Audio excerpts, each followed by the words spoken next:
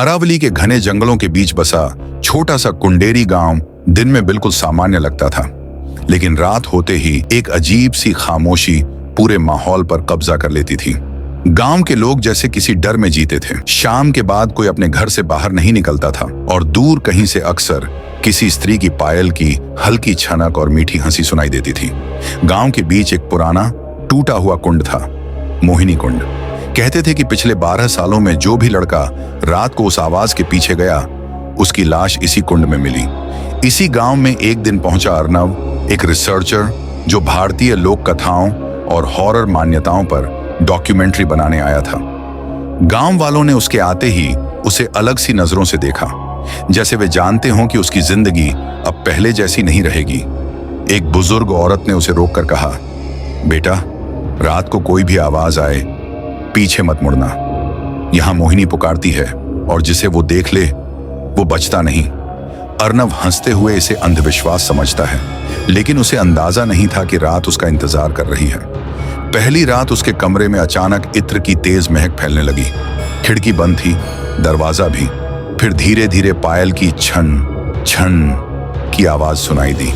वह चौंक कर बाहर निकला और जैसे ही उसने दरवाजा खोला, आवाज और पास आ गई, एक बेहद मधुर मोहक फुसफुसाहट।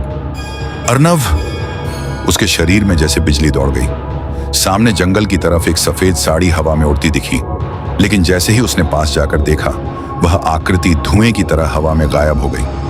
अगली सुबह अर्नव गांव वालों से सवाल करता रहा, लेकिन कोई जवाब नहीं मिला। सब लोग शांत, डरे हुए। अंत में वही बुजुर्ग औरत उसे अपने घर ले गई। मोमबत्ती जलाकर बोली, सुन बेटा, मोहिनी एक देवदासी नहीं थी जैसे लोग कहते हैं। वह एक तांत्रिक की बेटी थी।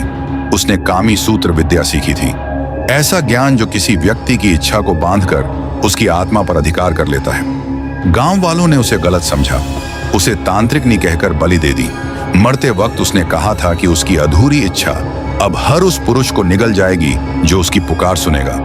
उसकी बात सुनकर अर्नव के चेहरे का रंग उड़ गया।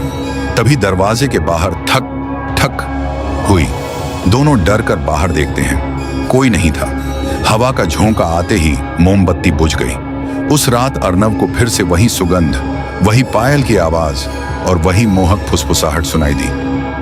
अर्नव, इस बार मुझे दूर मत जाने देना।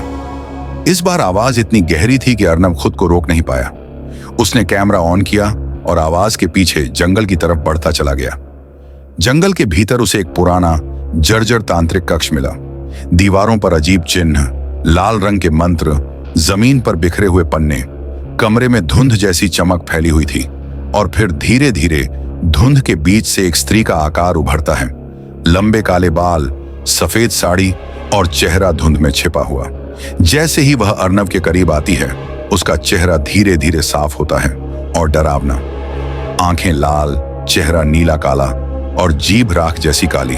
वह मुस्कुराकर कहती है, मेरी इच्छा पूरी करो, तुम मेरे हो।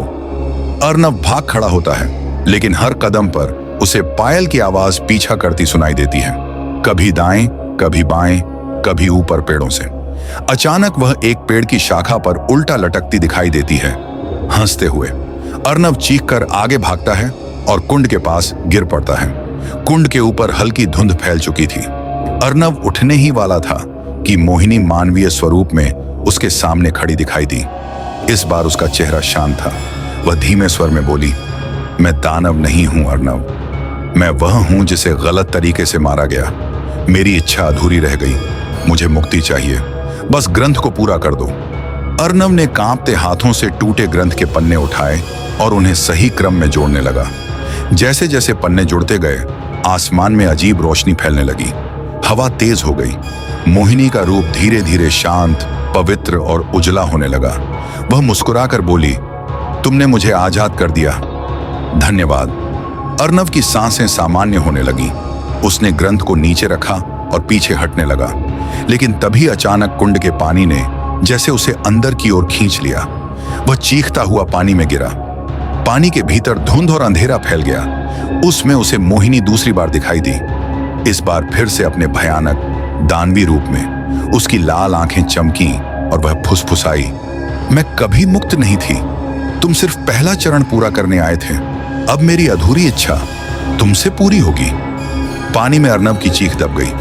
सुबह गांव वाले कुंड के पास पहुंचे। न अर्नब था, न उसके कैमरे का कोई निशान, लेकिन हवा में एक नई ताजी आवाज गूंज रही थी। और गांव वाले समझ गए, अब मोहिनी की पुकार बदल चुकी थी।